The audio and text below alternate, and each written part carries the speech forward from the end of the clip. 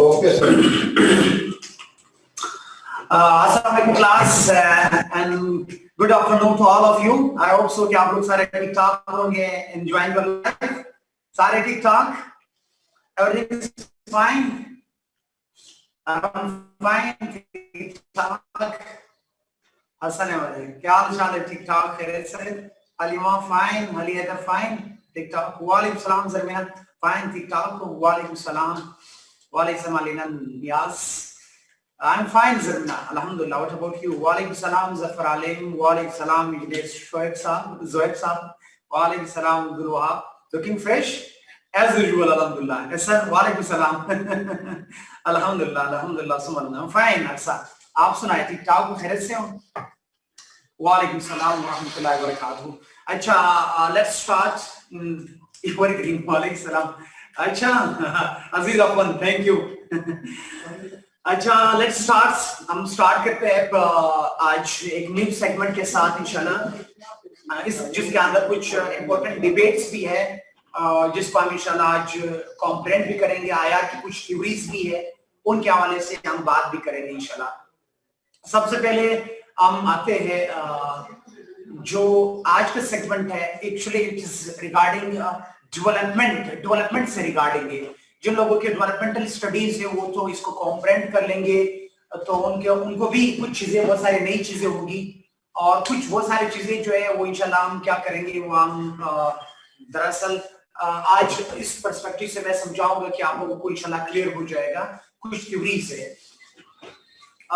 Furqan, we have done with the types of feminism. I think so. फाद नहीं हुआ है टाइप्स ऑफ फेमिनिज्म, कुछ दिए थे आप लोगों को.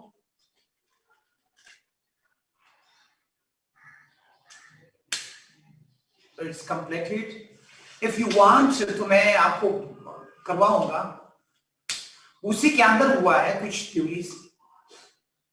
दो मैंने आप लोगों को होमवर्क दिया था.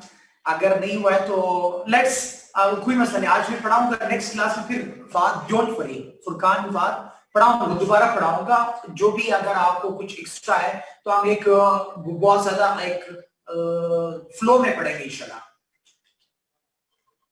पढ़ेंगे आयशा सुल्तान पढ़ेंगे. आयशा ये हम लोगों ने आगे पढ़ना है.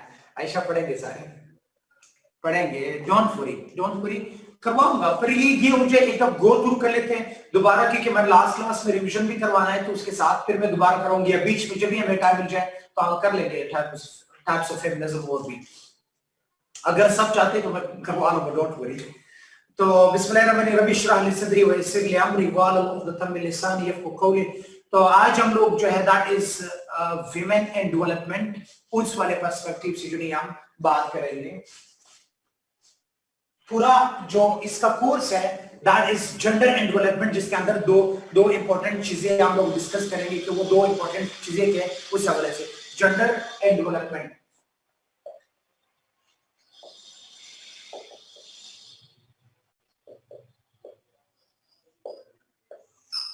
जेंडर एंड डेवलपमेंट, ये दो चीजें हैं. सॉरी, इस सेगमेंट के अंदर हम लोगों का मेरे ख्याल से फोर्थ सेगमेंट स्टार्ट हो चुका है.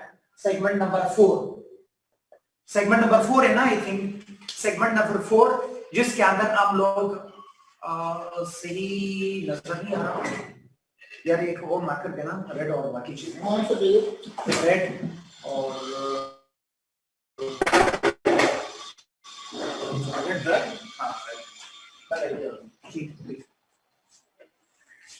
I will write again.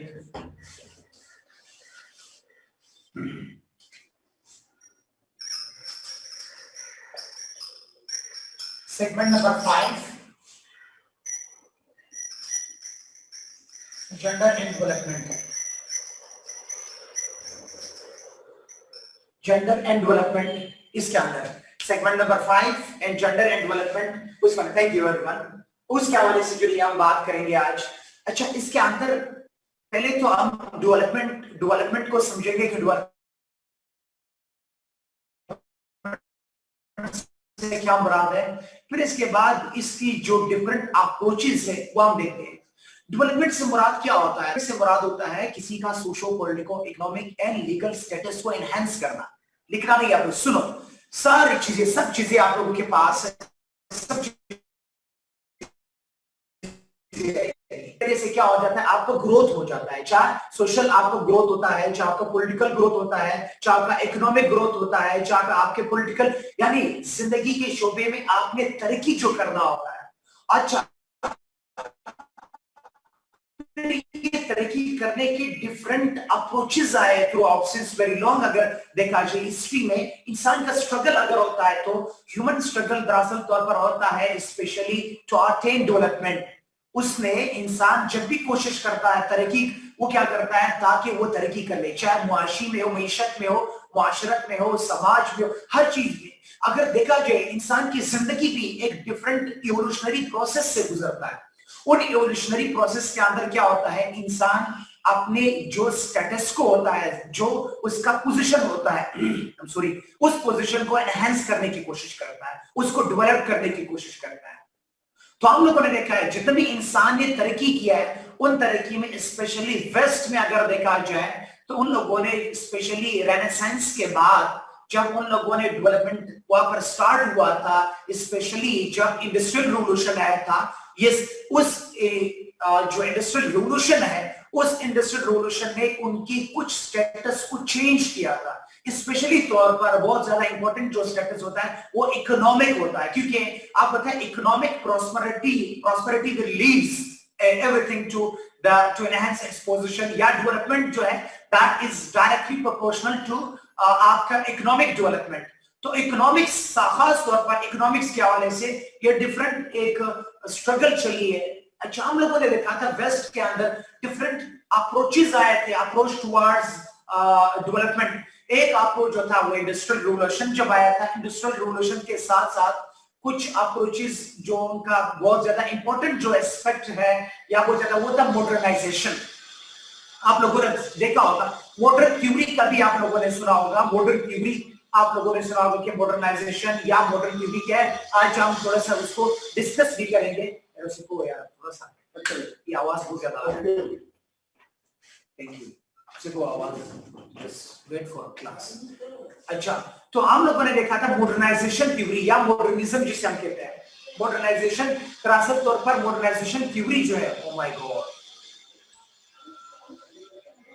बहुत शोर है अच्छा, तो हम लोगों ने इस थ्योरी के हवाले से हम लोगों ने डिस्कस करना है कि ये थ्योरी मॉडर्नाइजेशन थ्योरी यहाँ पर आज जो डिस्कस होगी। फिर इसके बाद हम लोगों ने देखा जब ये डेवलपमेंट हुआ था, इस डेवलपमेंट मॉडर्नाइजेशन के बाद फिर लोगों ने देखा था कि modernisation is not only solace to specially women की अगर बात यहाँ पर जेंडर हम बात करें, विमेन की बात कर रहे हैं, तो मॉडर्नाइजेशन ने विमेन को वो पोजीशन या वो मकाम या वो डेवलपमेंट के अंदर उसको वो मकाम नहीं, स्पेस नहीं दिया है। इसलिए फिर इसके बाद एक और अप्रोच है, फिर एक और अप्रोच है, फिर एक और अप्रोच है, डिफरेंट अप्रोचेस आए। तो लेट्स स्टार्ट, मैं स्टार्ट कराऊंगा आप लोगों को कि यहाँ पर इनके अंदर तीन डिबेट है, लेकिन I will try for my best कि एक नया डिबेट, आजकल एक नया डिबेट भी इसके अंदर है, मैं वो मॉडर्न डिबेट भी आप लोगों के साथ शेयर करूंगा to bring contrast from the rest of students. तो वो डिबेट भी हम डिस्कस करेंगे। एक डिबेट डेवलपमेंट के अंदर जो है वो है दैट इज वो है विमेन इन डेवलपमेंट।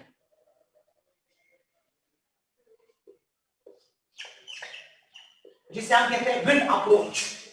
तीन अप्रोचेस है, वेड and J, women in development. फिर इसके बाद एक अप्रोच है वो है विमेन एंड डेवलपमेंट।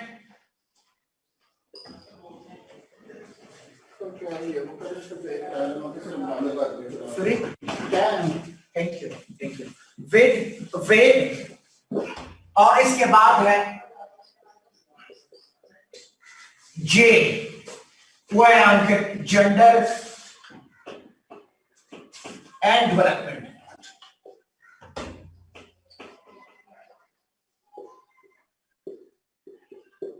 एक और भी है, उसको हम कहते हैं इसके अंदर एक the fourth one which is not a part of our course, लेकिन हम डिस्कस करेंगे, वो है Glade.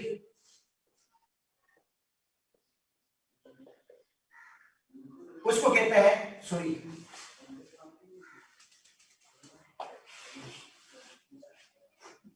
Gender law and development.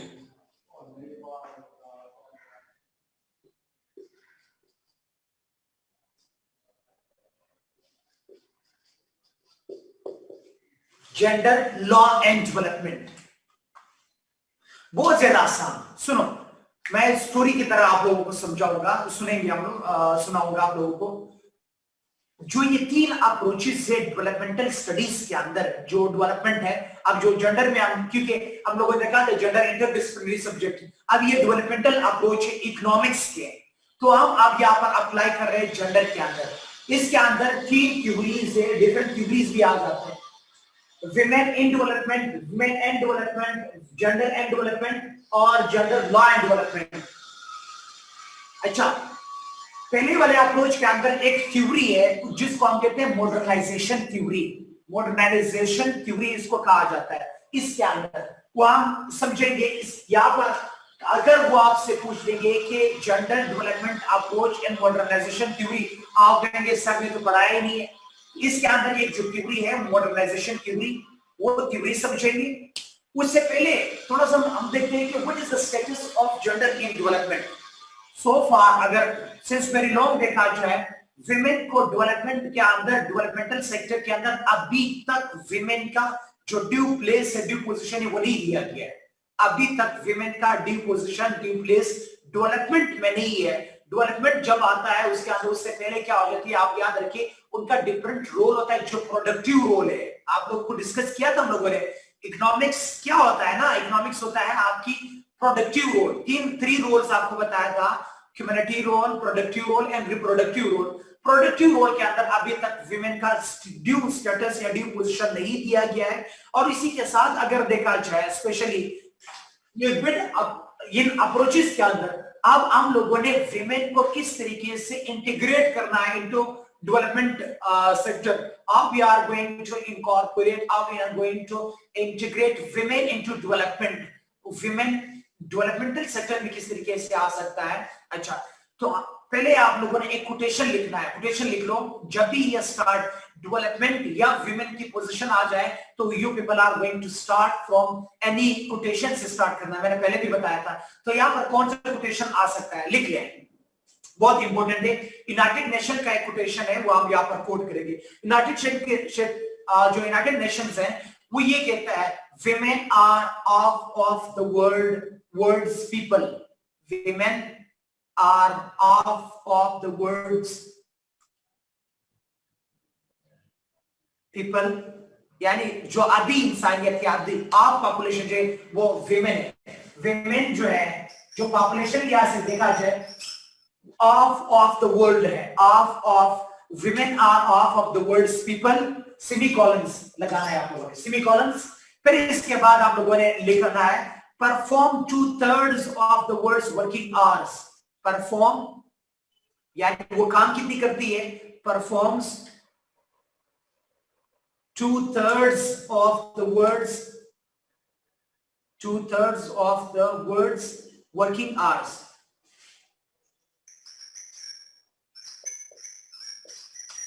Two-third work जो करती है विमेन. आप देख ले, it is very dismal picture of women. अब विमेन की पोजीशन आप देखना, हाफ ऑफ द वर्ल्ड है work, 2/3 of the world working hours of the world जो है वो विमेन करती है. अच्छा, रिसीव वो क्या करते हैं, receive 1/10 of the world's income. Receive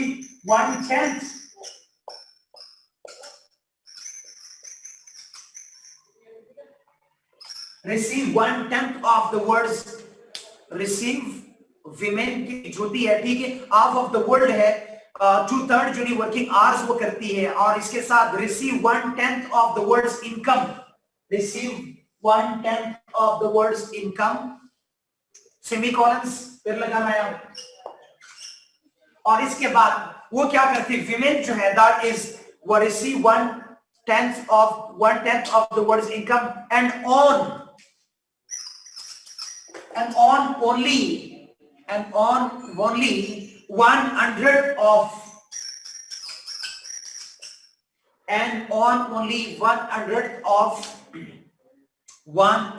of the world's property,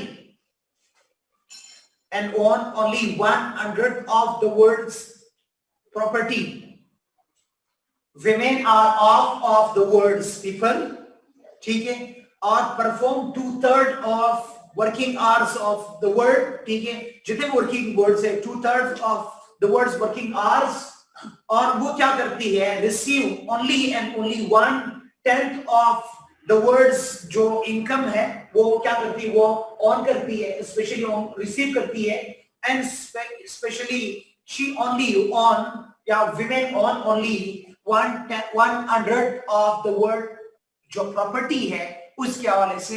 क्या ये सारी चीजें क्लियर हुआ? अब देखें विमेन का क्या dismal position as a whole according to United nation.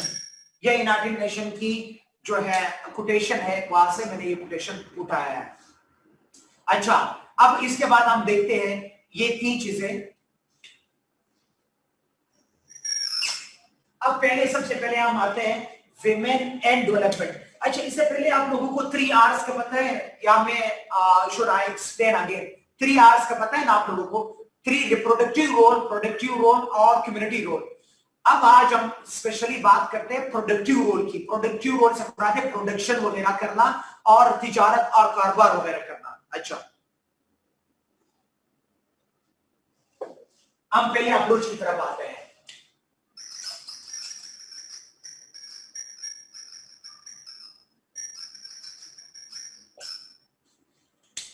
Very आसान, सुनो, पहले आपको इसके हम डिटेल में नहीं जाते हैं, पहले मैं सिर्फ इसकी थोड़ी सुनो।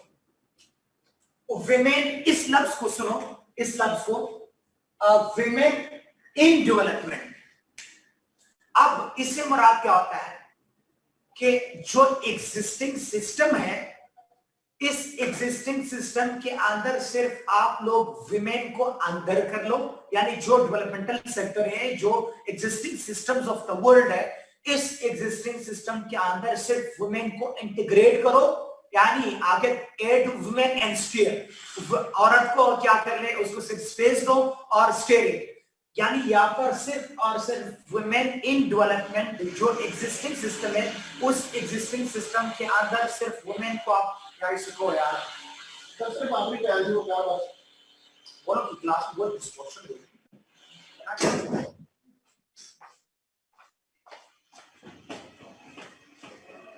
I'm sorry.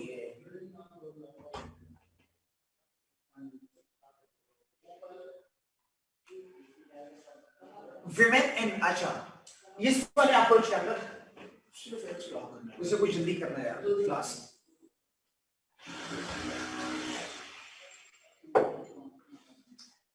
बिल्कुल काम को चुने अपने होता है। अच्छा, तो हो गया, थैंक यू। अच्छा, इसके अंदर हम लोगों ने देखा था ये विमेन डेवलपमेंट। ये दरअसल तौर पर ये वो लोग थे, उसने कहा कि जो एग्जिस्टिंग सिस्टम है, इन्हीं सिस्टम के अंदर विमेन को आप क्या कर ले, सिर्फ इनकॉर्पोरेट करो तो आज विमेन खुद ब खुद क्या डेवलप कर जाएगी। यहाँ पर एक थ्योरी है, वो थ्योरी कौन सी है, जिसको आप कहते हैं मॉडर्नाइजेशन थ्योरी। मॉडर्नाइजेशन थ्योरी कहा जाता है।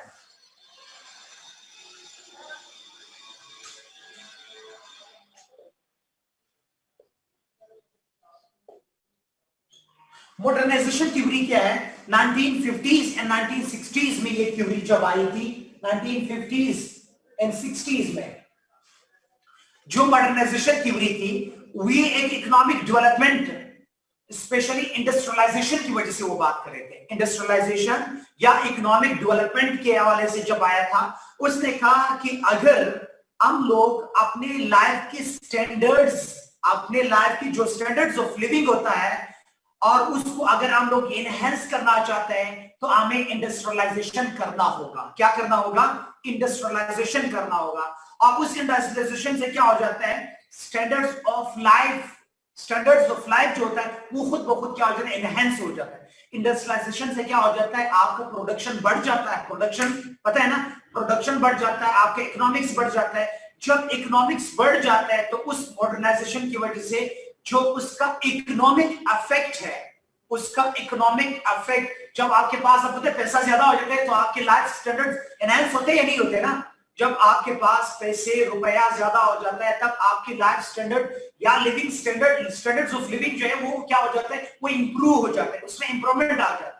तो उन लोगों ने कहा था, मॉडर्नाइजेशन थ्योरी वालों ने ये कहा था कि अगर इंडस्ट्रियलाइजेशन होती है, दुनिया मॉडर्न बन जाता है, तो उस मॉडर्नाइजेशन से क्या उसका जो लाइफ स्टैंडर्ड्स ऑफ लाइफ है, स्टैंडर्ड्स ऑफ लिविंग जो है वो एनहेंस हो जाता है, और इसी तरीके के साथ साथ इसका एक अफेक्ट हो जाता है पूरी लोगों पर, इंक्लूडिंग विमेन पर भी क्या पॉजिटिव इंपैक्ट उसके आ जाते हैं, जिसे हम कहते हैं ना ट्रिकल डाउन इफेक्ट। आपको पता है ना ट्रिकल डाउन इफेक्ट से क्या मुराद होता है? सुनो, जो ट्रिकल डाउन है,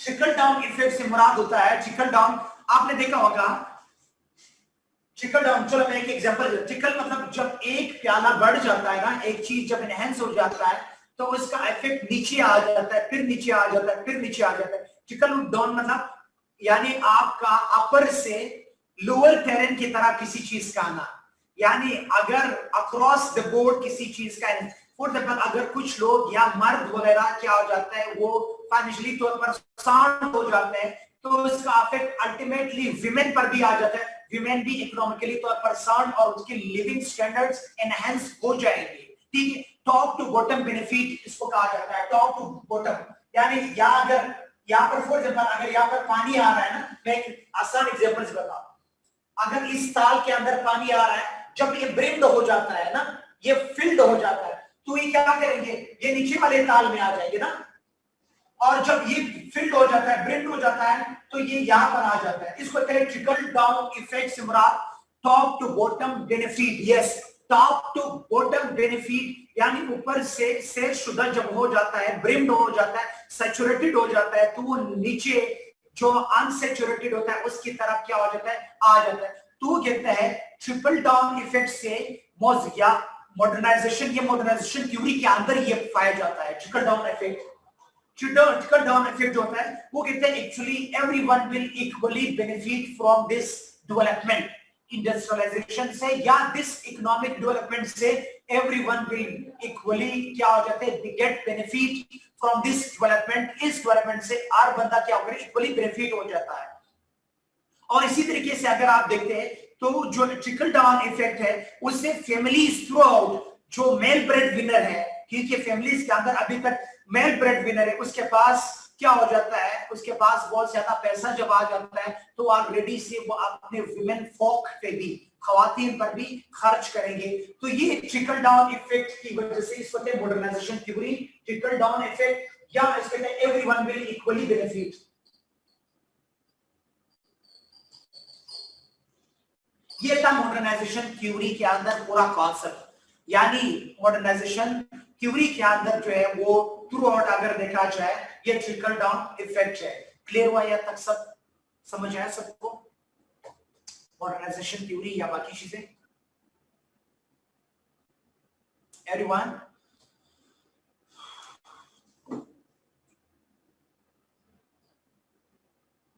yes, thank you. Yes yes, ये था हम लोगों ने देखा था। अच्छा, इसका अगर देखा जाए मॉडर्नाइजेशन का कोई पॉजिटिव इंपैक्ट नहीं हुआ था। अच्छा, अब मेन डिबेट कहां से स्टार्ट हो जाता है, इसके अंदर अगर देखा जाए मॉडर्नाइजेशन से जब इंडस्ट्रियलाइजेशन हुआ तो इसके मुख्तलिफ नुकसानात हुए थे साथ। अब जहां से हम लोगों की इस वर्ड से लिंक कर सके, यस यस इंजीनियर साहब बिल्कुल करेंगे, बिल्कुल करेंगे, और आपने लिंक करना। अब मैं थोड़ा सा ब्रिज करूंगा। अच्छा, मॉडर्नाइजेशन थ्योरी का नेगेटिव इम्पैक्ट्स क्या है? ये तो था कि ट्रिकल डाउन इफेक्ट, लेकिन दरअसल तौर पर अगर देखा जाए तो उसका बहुत ग्रेवेस्ट इम्पैक्ट हुआ था विमेन पर, खवातीन पर बहुत बड़ा ग्रेव इम्पैक्ट ये आया था कि एक तो उनके पास जब इंडस्ट्रियलाइजेशन हुआ था तो उनकी जॉब अपॉर्चुनिटीज खत्म हुए थे। इसके पहले जो काम होता था वो करती थी विमेन, काम करती थी। अब क्या है, आप मेल काम कर रहे हैं, सॉरी मशीन काम कर रहे हैं, मैकेनिकल हो गया सारे, आपका एग्रीकल्चर से लेकर के बाकी सेक्टर सारे क्या हो गए, वो दरअसल तौर पर इंडस्ट्रियलाइजेशन के साथ इंडस्ट्रीज लग गई थी और इंडस्ट्रियलाइजेशन के साथ मैकेनिकल वर्क स्टार्ट आया था। तो इससे विमेन की मार्जिनलाइजेशन स्टार्ट हुआ था, बहुत ज्यादा, बहुत एस्पेक्ट से, यस बहुत एस्पेक्ट से विमेन की मार्जिनलाइजेशन हुआ था, स्पेशली तौर पर उसका प्रोडक्टिव काम जो था वो बहुत ज्यादा अफेक्ट हुआ था विमेन का स्टेटस को। तो दरअसल तौर पर यहाँ पर फिर एक औरत आती है, वो क्या करती है, वो सबसे ज्यादा चेंज जो एक रिवोल्यूशन लेके आए थे विमेन के डिबेट में, विमेन इन डेवलपमेंट के या जेंडर इन डेवलपमेंट के अंदर जो एक रिवोल्यूशनरी प्रोसेस होता है, रिवोल्यूशनरी अकदाम होता है, जहां से ये डेवलपमेंटल डिबेट स्टार्ट होती है, वो दरअसल तौर पर एक विमेन है, उसका एक किताब लिखती है, वो इस्तर बॉस्फोरस जो है वो एक किताब लिखती है, और उस किताब के अंदर वो क्या करती है, विमेन का जो स्टेटस को है, विमेन का पोजीशन या status of women in economics है, उसके बारे में वो बताती है कि दरअसल तौर पर विमेन का ड्यू पोजीशन अभी तक नहीं दिया गया, विमेन ट्रेडिशनल रोल अदा कर रही है, और वो ट्रेडिशनल रोल के अंदर भी विमेन का जो ड्यू प्लेस बनता है या पोजीशन मिलता है या उनका जो एक हिस्सा बनता है, पार्ट इन इकोनॉमिक्स बनता है, वो अब तक उनको क्या पहुंचता नहीं है। कि जब विमेन रिप्रोडक्टिव रोल करती है, घर के अंदर काम करती है, नर्चरिंग और केयरिंग करती है, उनका दरअसल तौर पर कोई उसको और एड ऑन नहीं करते हैं, ना आप लोग उसको सेलिब्रेट करते हैं, ना उनको पे किया जाता है, इसलिए उसने dismal picture of women in economics वो पेश किया था। वो खातून कौन थी, उनका नाम है यानी इस्तर बॉसरस, लिख लें ESTR, इस्टर, किताब का नाम है इस्टर बॉसरस, विमेन है,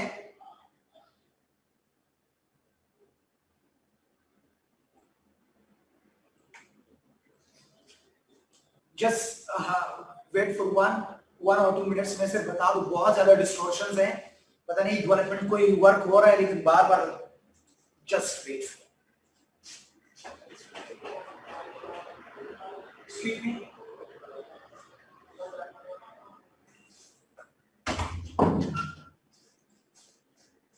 बहुत ज्यादा है हमारा, कोई रगड़ का काम हो रहा है।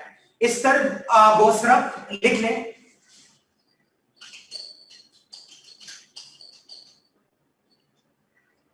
एक औरत है इस्टर बोसरफ, उनका किताब जो है, उसका किताब है इस जो विमेन के हवाले से उन लोगों ने ये कहा था, उसने ये कहा कि विमेन का दरअसल तौर पर डेवलपमेंट सेक्टर में उसका कोई ड्यू पोजीशन, कोई ड्यू प्लेस ना होने की वजह से, यस, उनकी ना होने की वजह से अब विमेन का जो अपॉर्चुनिटीज है या उनका मिसिंग लिंक्स, जिसे हम कहते हैं मिसिंग लिंक्स, वो अभी तक नहीं है।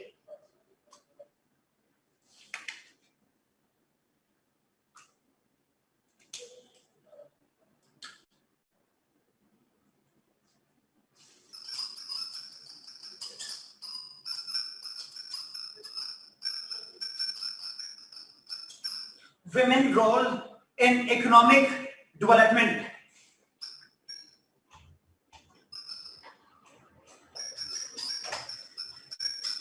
बहुत ज्यादा डिस्टॉर्शन, बहुत ज्यादा डिस्टॉर्शन, यही ज्यादा। अच्छा, उसका नाम है, किताब का नाम है women's role in economic development. इस किताब के अंदर उसने ये कहा था कि जो ये she challenge approach of modernisation theory, जो मॉडर्नाइजेशन थ्योरी का अप्रोच था, यानी ये ट्रिकल डाउन इफेक्ट या everyone will equally benefit from modernisation, जिसे हम कहते हैं वेलफेयर अप्रोच।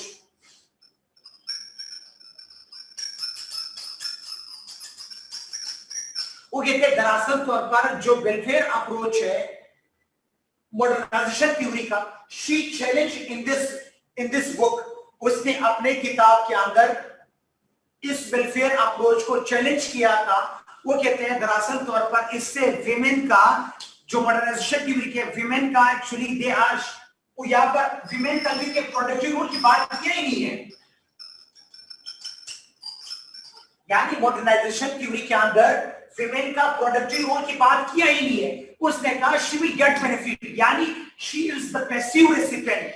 जो उस इकोनॉमिक डेवलपमेंट होता है मॉडर्नाइजेशन थ्योरी का, जो ट्रिकल डाउन इफेक्ट होता है, वो दरअसल तौर पर या फिर विमेन के प्रोडक्टिव रोल की बात नहीं हुई, she is just passive recipient of that welfare, या जो उसकी ट्रिकल डाउन इफेक्ट है या एवरीवन विल इक्वली बेनिफिट जो है जिसे हम कहते हैं welfare approach of modernisation theory, वो कहते हैं यस के अंदर विमेन क्या है दरअसल, यस इस्तर बोसरफ के लिए साथ में मशहूर लिख लिया इस्तर बोसरफ, और उसके साथ ये उसकी बुक का नाम है women role in economic development.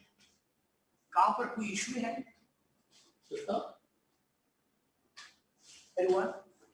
Clear हुआ? मशहूर क्लियर हुआ? ये है बुक का नाम, ये ऑथर का नाम। ऑथर जो है वो इस्तर बोसरफ है, और जो विमेन 1970 में उसने किताब लिखा था women's role in economic development. Clear है सबको? Okay, thank you. अच्छा, तो हम आते हैं इस किताब के अंदर शी चैलेंज, इसका पूरा किताब पे चलो किताब का जुज देख लो। इस पूरी किताब के अंदर उसने दरअसल तौर पर ये 3R जो हम पढ़ते हैं ना 3R, ये 3R दरअसल तौर पर इस्तर बोसरफ ने डिस्कस किया था, और उस पर उसने सबसे ज्यादा इस किताब के जुज लिए है। उसने प्रोडक्टिव रोल के ऊपर ये लिखा है कि अगर आप देखते हैं सोसाइटी के अंदर, दुनिया के अंदर देखते हैं, विमेन का प्रोडक्टिव रोल जो है उसमें ना उसको वो रोल दिया गया है, ना उस रोल को अभी तक उनको ड्यूप्लेस किया गया उन प्रोडक्टिव रोल में, और अगर वो प्रोडक्टिव रोल अदा करती भी है तो देयर इज कैनी गैप्स, जो जेंडर गैप्स वहां पर पाए जाते हैं। इसलिए विमेन की पोजीशन को उसने मॉडर्नाइजेशन थ्योरी को भी चैलेंज किया था इसी किताब के अंदर। She challenge the welfare approach of modernisation theory, कि इस मॉडर्नाइजेशन थ्योरी से विमेन क्या हो जाएंगी, women is only passive recipient. पता है ना, दो चीजें होती है, एक होता है एक्टिव, एक होता है पैसिव। जो एक्टिव ये होता है कि वो रोल अदा भी कर रहे हैं और उसके साथ साथ वो get benefit, directly get benefit भी हो रहा है। तो ये कहती है कि women are missing links. Missing links पता नहीं कि विमेन अभी तक मिसिंग है, वहां पर जो लिंक्स है उस लिंक्स के अंदर विमेन, यानी उन प्रोडक्शन के अंदर, प्रोडक्टिव रोल के अंदर विमेन आर मिसिंग। विमेन क्या है, वो मिसिंग है। इसलिए अब हमको क्या करना होगा, ये विमेन की फेवर में ये थ्योरी नहीं है मॉडर्नाइजेशन थ्योरी। यहाँ पर विमेन को सिर्फ पैसिव रेसिपिएंट के तौर पर पोर्ट्रे किया गया है। समझ आया? एक होता है एक्टिव रोल, एक होता है पैसिव रोल। पैसिव रेसिपिएंट के तौर पर क्या है, इसको विमेन को दिखाया गया। ठीक है, ये था विमेन का स्पेशली। और उसने कहा, अगर देखते हैं इसी किताब के अंदर, she highlighted women position in agriculture sector. उसने कहा कि एग्रीकल्चर अगर देखते हैं, इवन तो पंजाब के अंदर आप देख ले, एग्रीकल्चर का बहुत बड़ा सेक्टर का मैन से ज्यादा जो रोल अदा करती है वो विमेन करती है। आपने देखा आड़त से पहले आड़त यानी हड़प और आड़त का पता है ना आप लोग, जहां पर आप सारी चीजें एक प्रोडक्शन के बाद, जब आपका फसल की कटाई होने के बाद, सफाई के बाद वो डिस्पैच किया जाता है बाजार में, तो बाजार से पहले ये पूरा रोल जो है वो विमेन करती है। चाहे सिंध के अंदर हो, चाहे पंजाब के अंदर हो, ये रोल विमेन ही करती है। Even though more than after 70 to 80% जो वर्क करती है एग्रीकल्चर सेक्टर के अंदर वो विमेन करती है। लेकिन विमेन उस तरीके से they are not get benefited from that production से, उनकी जो ही फसल जमीन से उसके बाद कटाई के बाद बाजार की तरफ खोज कर जाता है फसल, आड़त यानी आड़ती जिसे हम कहते हैं ना, आम पंजाबी जबान में उसको कहते हैं। उसके बाद विमेन का रोल खत्म हो जाता है, फिर मर्द उसको हड़प कर जाता है, इंगल्फ कर जाता है, फिर मर्द आकर के वहां पर बन जाता है। फिर पैसा बनाना या जो भी आयशी वायशी करना वो फिर वो मर्द का काम हो जाता है। To be very honest. अच्छा, तो ये था कुछ मैंने आपको ये बता रहा था कि ये विमेन बोसरफ के हवाले से उसने क्रिटिकली तौर पर इनकी बात की है कि क्रिटिकल एनालिसिस किया मॉडर्नाइजेशन थ्योरी का। उसने कहा कि दरअसल तौर पर विमेन को इंटीग्रेट करो इनटू प्रोडक्शन, जो प्रोडक्शन सेक्टर है उसके अंदर विमेन को क्या कर ले आप लोग, इनकॉर्पोरेट और इंटीग्रेट किया करो। अच्छा, उसने इसी किताब के अंदर शी स्पेशली एक और चीज भी किया था। अच्छा, रिवोल्यूशनरी अप्रोच जो था याद रखे विमेन का इस सेक्टर, वो यही इस्तर बोसरफ जो है उसकी किताब है। उसने she rejected the narrow, specially जो विमेन का एक नैरो व्यू ऑफ विमेन है कि विमेन आर जस्ट लाइक क्या मदर्स है या वाइफ्स है या सिस्टर्स है या डॉटर्स है। उसने इसको दोनों को निगेट किया। उसने कहा इंस्टेड ऑफ, उसने कहा विमेन क्या है, नेडी बेनिफिशियरी नहीं है, विमेन नेटिव बेनिफिशियरी नहीं है, बल्कि उसको क्या करना, women must be in productive role, women productive active role, productive plus active role, women को प्रोडक्टिव और एक्टिव रोल देना होगा, विमेन को प्रोडक्टिव एंड एक्टिव रोल देना होगा। ये कॉन्सेप्ट कहां से आया कि विमेन को काम करना चाहिए? भाई सिंस सेंचुरीज लॉन्ग ये काम हो रहा है, सिंस सेंचुरीज लॉन्ग। अच्छा, मर्द जो है आपके सिंस वेरी लॉन्ग, मर्द जो होता है वो बड़ा मकार है। अगर देखा जाए तारीख में मर्द ने उस तरीके से कोई रोल अदा नहीं किया है, उसने कोशिश किया है कि वो दूसरे को क्वेल करके उसके काम का, हिस्से का काम जो होता है वो भी कोई करके उसको दे दे। तारीख से हमारी जेनेटिक्स में है, मर्द जो है वो कामचोर होता है। तो उसने जब देखा था कि विमेन एक पैसिव है और वो बहुत ज्यादा वीक है, तो उसने क्या किया था, तो औरत को ले करके जो इस साइड पे लेके गया। सुना है कि विमेन को इसी रखने के लिए फील्ड में और एनिमल्स का काम है, इसे अपना अच्छा एक और बात बता दो अफवन साहब, दरअसल तौर पर क्या है, दरअसल तौर पर मर्द को ही डोमेस्टिकेटेड एनिमल जो बनाया था वो औरत ने बनाया था। मर्द आवारा था, वो जंगलों में रहता था। मर्द जो है क्या है, मर्द ने ही आकर के, औरत ने ही आकर के मर्द को क्या किया था, टेम किया था और उसको डोमेस्टिकेटेड बनाया था। दो एनिमल्स दरअसल तौर पर वो विमेन ने डोमेस्टिकेट किया था। एक औरत ने सबसे पहले गाय को डोमेस्टिकेट किया था, गाय को, ठीक है, और दूसरे औरत ने जो मर्द को क्या किया था, मर्द को उसने डोमेस्टिकेटेड किया था, उसको टेम किया था, इसको चेन किया था, उसके घर पर बैठ जाओ, उसको घर का रूफ जो औरत नहीं दिखाया है।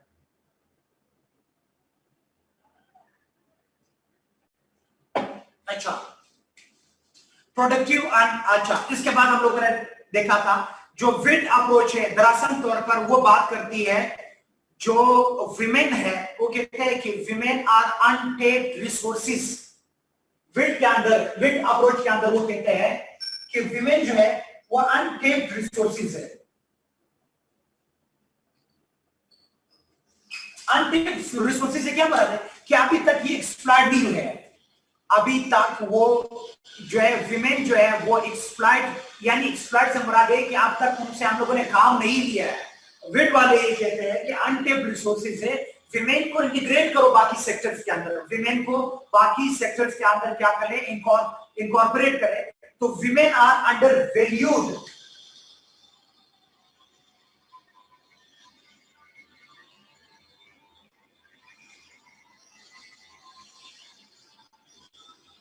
उसे बता दे, या मैं हमारी क्लास चेंज करवा लें, ये शोर बात करवा लें यार, बहुत डिस्ट्रक्शन हो गई, यानी हमारी क्लास चेंज करवा लो। 3-4 चीजें एकदम से चल रही sir, O my God, yes. तो विमेन जो है, विमेन दरअसल तौर पर अनवैल्यूड इकोनॉमिक रिसोर्स है।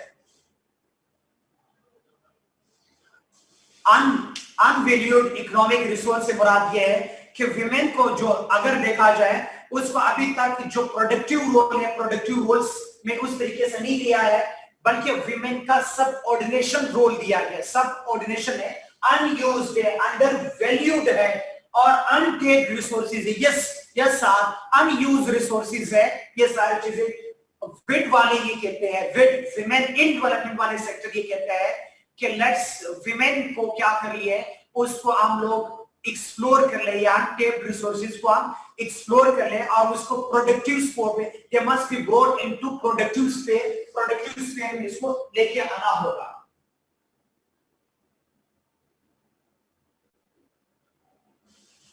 क्लियर हुआ?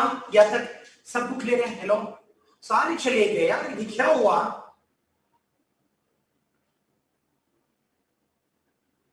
बाकी पता नहीं मेरे शक्ला चल नहीं है क्या है, सारे चले गए या मुझसे आप लोग ज्यादा हुए। एक ऑलरेडी से क्लास में इधर डिस्ट्रक्शन है, इधर आप सारे लोग चले गए। Oh my God. अच्छा, ये था कुछ क्लियर है सबको यहाँ तक? ठीक, ये था क्योंकि मैंने आपको बताया कि हर अप्रोच जो मैं आपको जो भी पॉइंट समझाऊंगा, सबसे पहले देखो हर चीज का मैंने किताब बताया कि सोर्स क्या होता है, किताब बताया कि इसके पीछे दरअसल तौर पर क्या है, वो किताब है। तो let me enjoy to you people. Salim अगर एंजॉय करे तो मैं भी आप लोगों की शक्लों को देख करके थोड़ा सा मैं भी महसूस हो जाऊं। मेरे रूम में ओह माय गॉड, थोड़ा सा रूह से निकल आओ। रूह जो है मेरी आजकल मेरे पास मेरी तड़प रही है, पता नहीं कहां पे। Oh my God. अच्छा, तो अच्छा ये था, मैंने आपको हर किताब बताया था कि इस किताब ने स्टार्ट किया था। अब हम आएंगे दरअसल तौर पर इसका एक्टिविज्म कब स्टार्ट हुआ था, ये किन खवातीन ने स्टार्ट किया था। ये तो दिया था जो उनका जो एकेडमिक साइड जो है वो मैंने आपको दिखा दे। अब मैं इसका एक्टिव साइड दिखाता हूं कि दरअसल तौर पर ये कब से स्टार्ट होता है। हम लोगों ने देखा था कि women's committee of the Washington DC एक कमेटी है,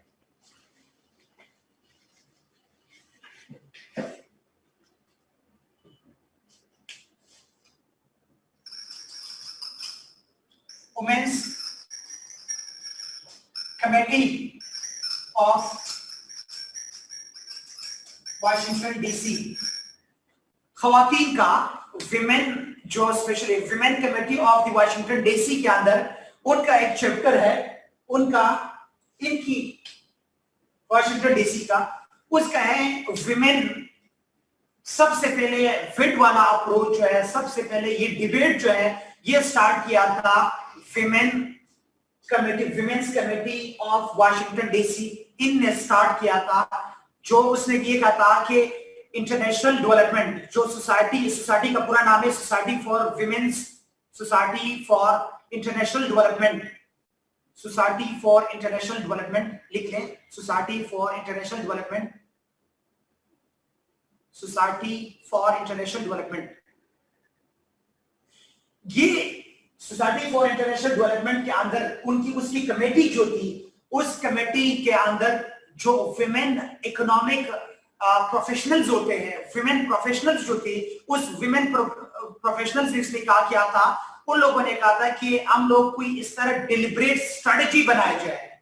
उस डिलिब्रेट स्ट्रेटेजी को अगर देखा जाए तो हम विमेन की जो पोजीशन इन प्रोडक्टिव रोल है, विमेन की प्रोडक्टिव रोल को हम लोगों ने क्या करना है, एनहेंस करना है। इसके अंदर विमेन प्रोडक्टिव रोल को एनहेंस करने के लिए जो विमेन प्रोफेशनल्स थे, विमेन सोसाइटी फॉर डेवलपमेंट जो था, उसके अंदर उस लोगों ने विमेन की इकोनॉमिक रोल या प्रोडक्टिव रोल के लिए उन लोगों ने स्ट्रगल करना स्टार्ट कर लिया। और उन लोगों ने दिस वुमेन जो है उसने ये कहा कि जो मॉडर्नाइजेशन थ्योरी है, इस मॉडर्नाइजेशन थ्योरी ने जेंडर इक्वालिटी को क्या किया था, ब्रीच किया है।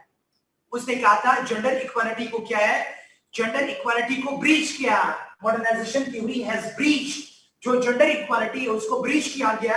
और उन लोगों ने ये किया था कि विमेन जो है, अगर विमेन डेवलपमेंट जो है दरअसल तौर पर हम लोगों ने क्या करना है, उनको due place as active recipient और प्रोडक्टिव रोल उनको देने के लिए हम लोगों को स्ट्रगल करना होगा। तो यूएसआईडी जो है, आप लोगों ने नाम सुना होगा, पाकिस्तान में भी काम करते हैं। यूएसआईडी जो है, जो यूनाइटेड स्टेट जो है ना, यूनाइटेड स्टेट्स, यूएसआईडी जो है United states agency for international development, USAID जो है United states agency for international development, जो पाकिस्तान में बहुत सारे काम कर रही है इस आईडी। उसके अंदर उन लोगों ने कहा था कि विमेन को दरअसल तौर पर क्या करना है, उसको इन्फ्लुएंस किया था इन लोगों ने। और यूएसआईडी जो है, आपको पता है यूएसआईडी क्या है, ये दरअसल तौर पर डेवलपमेंट जो डेवलपिंग कंट्रीज है या अंडर डेवलप्ड कंट्रीज है, उन डेवलपिंग या अंडर डेवलप्ड कंट्रीज को क्या करते हैं, स्पॉन्सर करते हैं ना, हेल्प करते हैं। आपने देखा होगा ना, आप लोगों ने देखा प्रोजेक्ट यूएसएआईडी जो है, ये यूएसआईडी का प्रोजेक्ट है, वो पैसे देते हैं उन कंट्रीज का अंदर। इन खवातीन ने एक बिल पास किया था, एक अमेंडमेंट लेके था, यूएसआईडी को इन्फ्लुएंस करते हुए इन लोगों ने अमेरिकन कॉन्स्टिट्यूशन के अंदर 1973 में एक बिल लेके आया था। 1973 में एक बिल लेके आया था। उसने कहा कि उस बिल का मेन जिस्ट ये था, उस बिल का मेन जिस्ट ये था कि fund those countries who are working on women, उन कंट्रीज को आप सपोर्ट कर लो जो विमेन पर काम करते हैं, उन कंट्रीज को आप लोगों ने सपोर्ट करना है। Yes, funds for welfare, yes. तो उन लोगों ने ये कहा था, तो उन लोगों ने क्या किया था 1973 में, उन लोगों ने परसे अमेंडमेंट पास किया था, Percy amendment to the American constitution.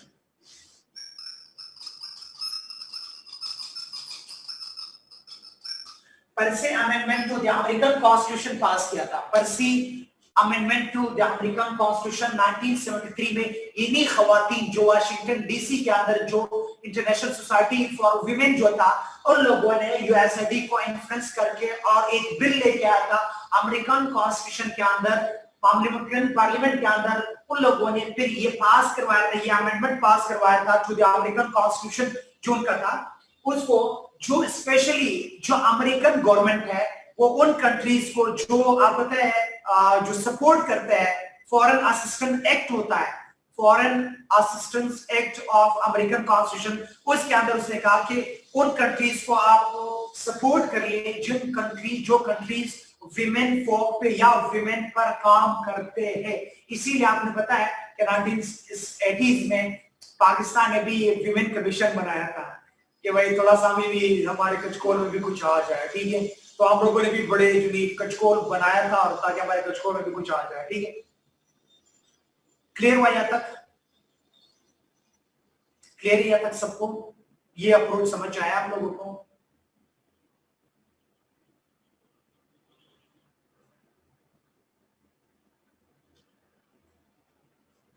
सब क्लियर है? अब हम आते हैं थोड़ा सा उसकी तरह परसे अमेंडमेंट। अब अमेरिकन कॉन्स्टिट्यूशन के अंदर ये आ गया, विमेन ने अपने आप स्टार्ट किया था। इसी के आप पता है अमेरिका, आप पता है United nation is ruled by या लेड बाय अमेरिका। तो इसी परसे अमेंडमेंट के बाद अमेरिकन जो फॉरेन पॉलिसी जो था उसने यूनाइटेड नेशन को भी इन्फ्लुएंस किया। तो यूनाइटेड नेशन ने भी एक एजेंसी बनाया था, यूनाइटेड नेशन ने भी, यस, फॉरेन असिस्टेंट एक्ट क्या बताएगा? Yes Abdul Wahab, yes. दोबारा बता दूं, क्या बता दूं? इससे ऊपर करो, कौन है? Foreign assistant Alina, foreign assistance act को हम लोगों ने ये जो परसे अमेंडमेंट है, परसे अमेंडमेंट तो फॉरेन जो एक्ट है, फॉरेन फंडिंग जो है उसको, उसके अंदर इसको लेके आया था। परसे अमेंडमेंट हम लोगों ने लेके आया था। परसे अमेंडमेंट जो है, परसे अमेंडमेंट जो है to the foreign assistance act 1971 जो पहले पास हुआ था, इस एक्ट के अंदर हम लोगों ने चेंजेस लेकर के परसे अमेंडमेंट किया था। इस एक्ट को अमेंड किया था हम लोगों ने अमेरिकन कॉन्स्टिट्यूशन के अंदर। हम लोगों ने इस फॉरेन असिस्टेंस एक्ट 1971 को चेंज किया। ये बहुत बड़ा एक्ट है, मैंने सिर्फ आपको जनरल बताया। साथ में मन, ओ माय गॉड, आपको पता है पहले एक्ट आ जाता है, हम लोगों ने अमेंडमेंट कब होता है? कम ऑन, आई तो कॉन्स्टिट्यूशन की बेसिक चीज है। अमेंडमेंट कब होता है? जब कोई चीज पहले से एग्जिस्ट कर रहा हो उसको आप अमेंड करते हो ना। एक होता है इनएक्शन, आर्किटेक्चर, एक बनाना होता है, एक अमेंड करना होता है। ये एक्ट 1971 में, सात एमन एक्ट जो है 1971 की एक्ट को 1973 में अमेंड किया था। उस अमेंडमेंट का नाम है Percy amendment to foreign assistance act of 1971। Oh my God, बाकी तो कंफ्यूज ही है, दोबारा बताओ।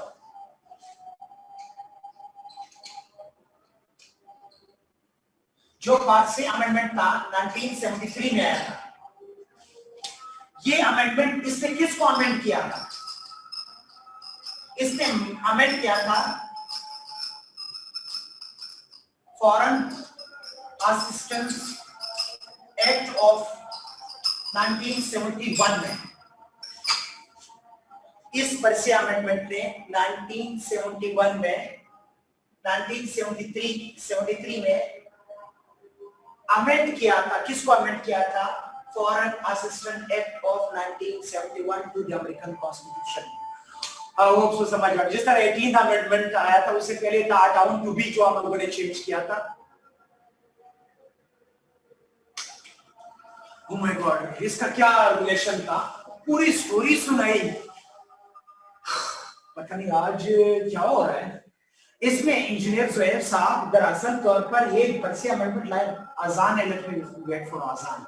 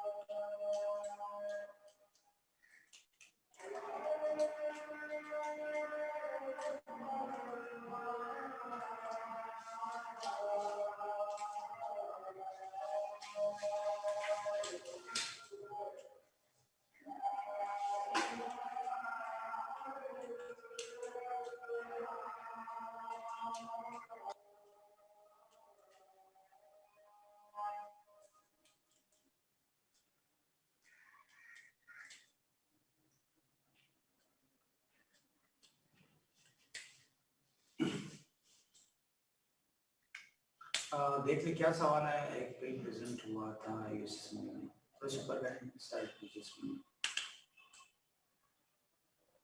लेट मी दोबारा बता दूं।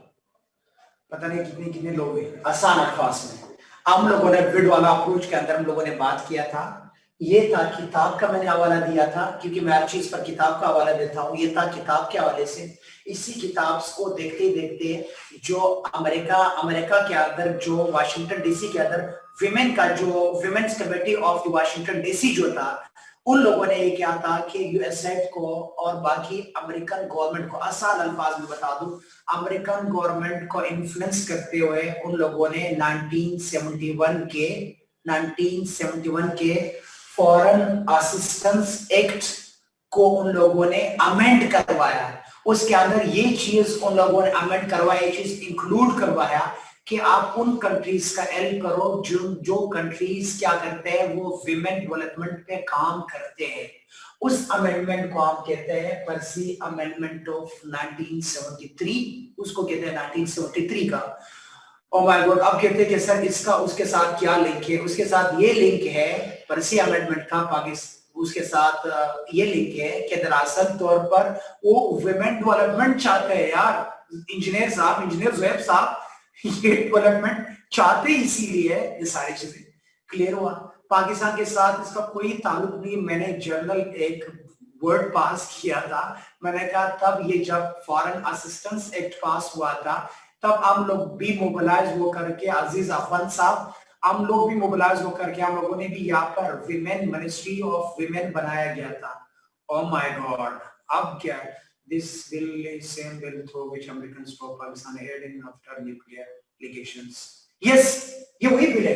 ये तो आप लोगों को पता होना चाहिए यार। पर से 1990s में जब हम लोगों ने ये मोबिलाइज किया था, स्पेशली जब अफगान गवर्नमेंट को हम लोगों ने रिकॉग्नाइज किया था, अफगान गवर्नमेंट को रिकॉग्नाइज करने के बाद इसी बिल ने तो हम लोगों पर इकोनॉमिक असिस्टेंस जो था, फॉरेन असिस्टेंस, फॉरेन से क्या मुराद है? इधर देखो सारे फॉरेन, वो यूएसएआईडी जो है वो एजेंसी का नाम है। ये कॉन्स्टिट्यूशनल टर्म है भाई। Being a student of CSS you must know these all things कि what are differences between agency act और amend वगैरह और बाकी चीजें क्या होती है। बहुत ये चीजें आपको पता होना चाहिए। आप क्लियर है सबको? Sir why you are so about to say something about your something करता है भाई फादर। अभी I wish I have the class on United nation तो बता देता सारी चीजें। मैं जो बात करता हूँ मैं रेफरेंस के साथ बात करता हूँ। आई होप सो आप समझ आया होगा। Oh my God. अच्छा, इसके बाद भी कोई इशू सर हुआ है?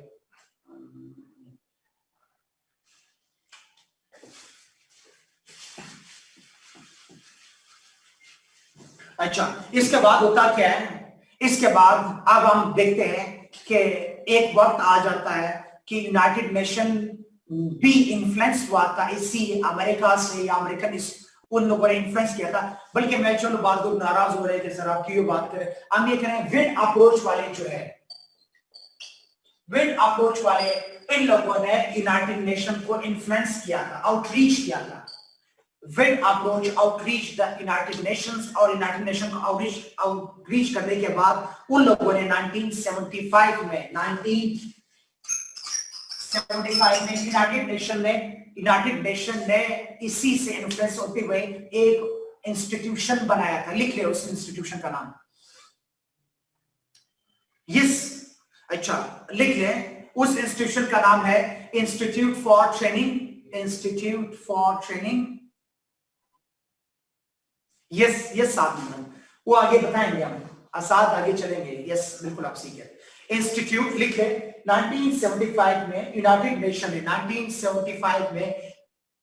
नेशन ने क्या बनाया था, एक it took steps to establish an institute, लिख ले एन इंस्टीट्यूट, उसने क्या बताया, इंस्टीट्यूट फॉर ट्रेनिंग, इसको कहते हैं इंस्ट्रा,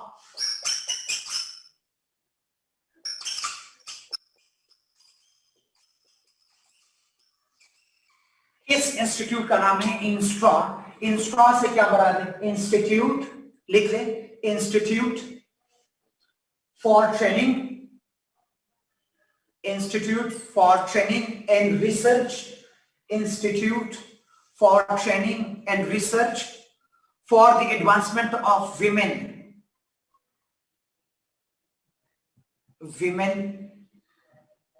इंस्टीट्यूट फॉर ट्रेनिंग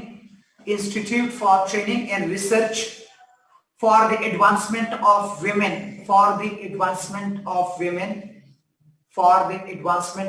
women, ये बनाया गया था, ठीक है। और उन लोगों ने क्या किया था, जो यूनाइटेड नेशन ने क्या किया था, it increase the funding of, United nation ने इसको बनाने के बाद यूनाइटेड नेशन ने इंक्रीज किया था विमेन डेवलपमेंट जो प्रोग्राम्स थे, विमेन डेवलपमेंट प्रोग्राम्स की फंडिंग को भी इन लोगों ने क्या किया था, इनहेंस किया था, ठीक है। इसके बाद आजकल इस इदारे को कहते हैं यूनिफेम, इसको कहते हैं आजकल यूनिफेम, इसी इदारे का, पूछना नहीं सर क्या कहते हैं, क्या कहते हैं, ये तब का नाम है 1970, और आजकल इस इदारे का नया नाम जो है, आजकल एक्सक्यूज में भी आया था, आजकल इस इदारे का नया नाम है यूनिफेम। अब ये ना बोलते कि सर इसे क्या बुरा है, ठीक है, यहां पर इसको कहते हैं यूनिफेम। अच्छा, नाउ कमिंग टुवर्ड्स, हम देखते हैं कि इसी से विंड अप्रोच वालों ने यूनाइटेड नेशन को मोबिलाइज किया, और 1975 में यूनाइटेड नेशन ने इंटरनेशनल विमेन्स ईयर सेलिब्रेट किया था। इसी साल को इन लोगों ने इंटरनेशनल विमेन्स ईयर सेलिब्रेट हुआ था। इसी साल 1975 में यूनाइटेड नेशन ने क्या किया था, यूनाइटेड नेशन ने दरअसल तौर पर क्या है, इंटरनेशनल विमेन्स ईयर सेलिब्रेट, और ये एमसीक्यूज में भी अक्सर आ जाता है कि इंटरनेशनल विमेन्स ईयर सबसे पहले 1975 में सेलिब्रेट हुआ था, और उन लोगों की इसी साल फर्स्ट, याद रखिए इसी साल first international conference on women भी हुआ था, first world conference on women, first world conference on women भी हुआ था। और याद रखिए ये विमेन कॉन्फ्रेंसेस बाद में, ये आप लोगों ने देखना है एक दफा, ये कॉन्फ्रेंसेस आप लोगों ने खुद जाकर के देखना है, इसमें कुछ रॉकेट साइंस नहीं, सिर्फ आप लोगों ने एक गो थ्रू करना है। विमेन जो कॉन्फ्रेंसेस ऑन विमेन है, ये दरअसल तौर पर बाद में हर 10 साल के बाद एक कॉन्फ्रेंस विमेन पर होता है, जिस तरीके से हम कहते हैं बेजिंग कॉन्फ्रेंस जो लास्ट हुआ था, बेजिंग कॉन्फ्रेंस हुआ था विमेन पे, ये कॉन्फ्रेंसेस होती। तो फर्स्ट विमेन जो first world conference on women है, वो भी 1975 में क्या हुआ था, हेल्ड हुआ था, और उसी के साथ उसी साल को हम लोगों ने इंटरनेशनल जो ईयर है, इंटरनेशनल विमेन्स ईयर को भी सेलिब्रेट किया था। अब उसी साल हम लोगों ने एक और प्रोजेक्ट भी स्टार्ट किया था जिसे हम कहते हैं डिकेड्स ऑफ विमेन। उसी साल हम लोगों ने डिकेड ऑफ विमेन भी स्टार्ट किया था, UN decade for women, UN decade. यानी आप पता है हम लोग 10-10 साल प्रोग्राम जो स्टार्ट करते हैं, 10-10 साल प्रोग्राम जो स्टार्ट करते हैं, women decade for women, sorry UN decade for women, ये भी हम लोगों ने 10 साल का, ये हम लोगों ने स्टार्ट किया 1976 से, यानी इस साल के बाद 1976 से लेकर के 1985 तक, इसी साल में हम लोगों ने क्या किया था, फिर 1976 से इसी साल हम लोगों ने 10 ईयर प्रोजेक्ट या 10 ईयर जो हम लोगों ने डिकेड ऑफ वुमेन दिया था, उस भी हम लोगों 1976 से स्टार्ट हुआ था 1985 तक। ये क्या हुआ था, इसको हम कहते हैं डिकेड फॉर विमेन कहा जाता है, डिकेड फॉर विमेन कहा जाता है। अच्छा, इसके बाद हम लोगों ने देखता है कि जो फर्स्ट इंटरनेशनल कॉन्फ्रेंस कहां पर हुआ था, first international conference was held in Mexico city, Mexico city के अंदर हुआ था, और उसका थीम, एक दफा एक्सक्यूज भी है, इसका थीम क्या है, फर्स्ट जो कॉन्फ्रेंस है ऑन विमेन, उसको first world conference on women का थीम क्या था, उसका था इक्वालिटी, लिख ले, उसका थीम था equality comma development and peace, equality comma development and peace, ये स्लोगन था फर्स्ट वर्ल्ड कॉन्फ्रेंस का। यहां तक सबको क्लियर है? और उन लोगों ने कहा था, इनका मोटो क्या था, ये था उनका स्लोगन, और मोटो क्या था कि equal opportunities for women, equal opportunities for women. यहां तक ये ग्रिड अप्रोच हम लोगों का क्या हुआ, खत्म हुआ। और इसी साल अगर आपने देखा होगा मॉडर्नाइजेशन थ्योरी, सॉरी जो ये अप्रोच था, स्पेशली जो विमेन डेवलपमेंट अप्रोच के बाद, अगर आप देखा कि कुछ यूनाइटेड नेशन और वर्ल्ड बैंक ने भी उन कंट्रीज को सपोर्ट करना स्टार्ट किया था, यूनाइटेड नेशन के जरिए से उन कंट्रीज को उन लोगों ने सपोर्ट किया था। IMF और वर्ल्ड बैंक ने जो कंट्रीज विमेन डेवलपमेंटल सेक्टर में कुछ करना चाहते थे उनको सपोर्ट भी किया था। जिस तरह आप लोगों को अगर याद है सेप्स आया था, स्ट्रक्चरल एडजस्टमेंट प्रोग्राम्स, सेप्स का पता है ना आप लोगों ने, पाकिस्तान फिर करंट अफेयर्स में जरूर पढ़ा होगा। सेप्स स्ट्रक्चरल एडजस्टमेंट जो पॉलिसीज है या प्रोग्राम्स है, इकोनॉमिक्स में भी है और IR में भी है, और यूएस हिस्ट्री में, और पाकिस्तान का अमेरिका के साथ जो थे रिलेशंस में, इसमें भी आप लोग पढ़ लोगे सेप्स। ये कॉन्फ्रेंस हुआ था जरमीना गुल, ये हुआ था, it was held in Mexico city, Mexico city में हुआ था। यस ठीक है, ये था कुछ हम लोगों को बता दिया, ये था विड अप्रोच। क्लियर हुआ यहाँ तक सबको, कोई कंफ्यूजन तो नहीं? अब हम आते हैं सेकंड अप्रोच की तरफ। आई विल शेयर दिस स्टफ, मैं स्टफ भी आपको के साथ शेयर करूंगा।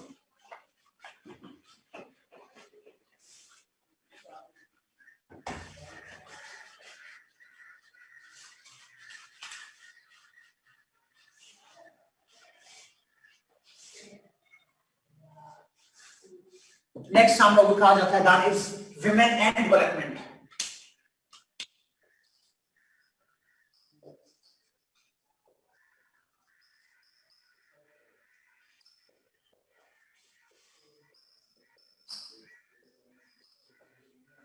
विमेन एंड डेवलपमेंट बहुत ज्यादा आसान।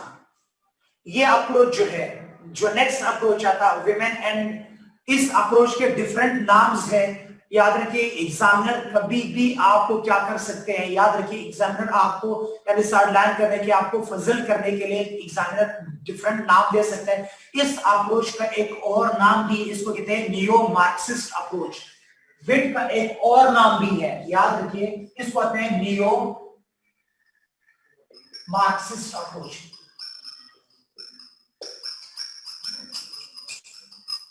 चलो I will share my own notes, जो मेरी किताब की अपकमिंग बुक है उस किताब के मैं नोट्स आपके साथ शेयर कर लूंगा। इधर सिर्फ आप, उधर मैंने डिटेल लिखा है सारी चीजें। आई विल शेयर वो जो 2 3 4 पेजेस है, जितने पेजेस है आई विल शेयर, मैं अपने नोट्स शेयर कर लूंगा आज इंशाल्लाह, डोंट वरी। इधर सिर्फ आप कॉन्सेप्ट क्लियर कर ले, बहुत ज्यादा चीजें पड़ी हुई है, ट्रस्ट मी, स्टेप बहुत ज्यादा है। इधर कॉन्सेप्ट अगर आपको क्लियर हुआ तो आपको सारी चीजें क्लियर हो जाएगी। कॉन्सेप्ट यहाँ पर क्लियर कर ले, मैं आपको तैयार नोट्स दे दूंगा। क्लियर हुआ? ठीक है, आ जाए इधर नोट्स। इसको हम कहते हैं नियो मार्क्सिस्ट अप्रोच भी इसको कहा जाता है, इसको वेड वाले अप्रोच को। अब क्या हुआ था, जो वेड वाला अप्रोच है दरअसल तौर पर, पहले इसको सुनो। आप लोगों ने देखा नियो मार्क्सिज्म से क्या मुराद है, जरूर शेयर कर लेता। मेरी किताब पूरा मुकम्मल नहीं है। I lost my laptop, I lost more than 5000 मेरे ई फॉर्म में जो बुक्स थे, मेरे इस्लामियात का किताब था, मेरे जेंडर की किताब था, बाइबल फॉर सीएसएस था।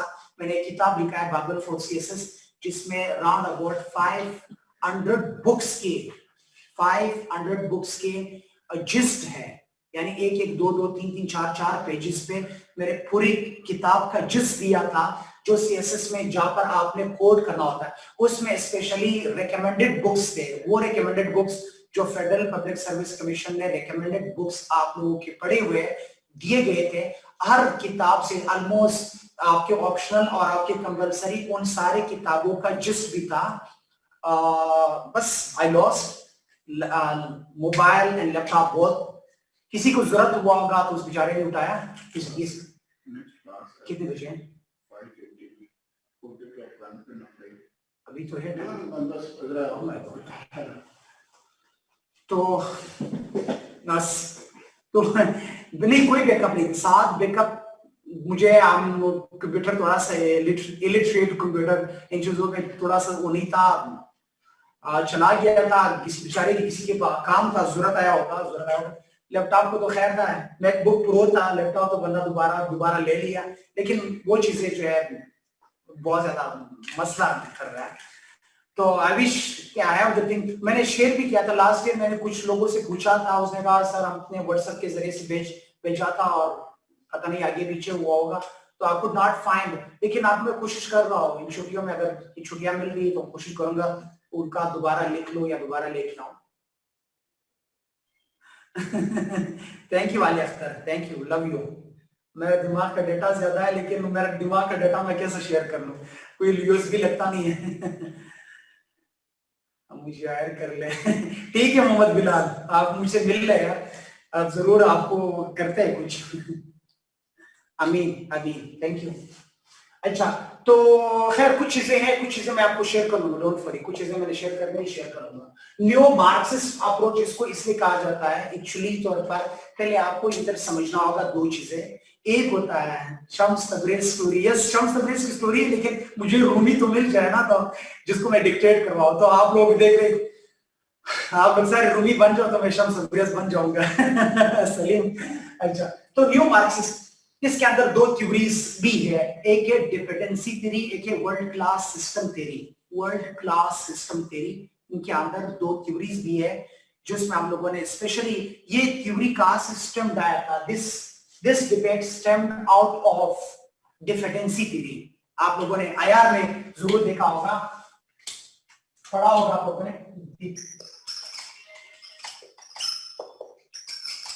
जिसका हम वर्ल्ड क्लास सिस्टम थ्योरी भी कहा जाता है, इस पर भी बात करेंगे। अच्छा हम लोगों ने देखा था जो मार्क्सिस्ट यहाँ पर इसको, इस अप्रोच को दरअसल मार्क्सिस्ट फेमिनिस्ट अप्रोच भी कहा जाता है। इसको मार्क्सिस्ट फेमिनिस्ट अप्रोच भी कहा जाता है। उस मार्क्सिस्ट फेमिनिस्ट अप्रोच है, उसके अंदर ये बताते हैं कि दरअसल तौर पर women is already the part of वेड वाले, ये कहते हैं वेड वाले। इससे पहले हम लोगों ने विड का देखा था। अच्छा what were the shortcomings of विड के शॉर्टकमिंग्स क्या है, सुनो। विड का सबसे पहला शॉर्टकमिंग ये था, उसने ये कहा था कि without exploring the existing system आप क्या कर ले, विमेन को एड ऑन कर ले, बस। उसने कहा कि विमेन को add the women in that particular system, existing system में विमेन को ऐड कर लो, बस अल्लाह खैर जरा सब खुद क्लियर हो जाएगा।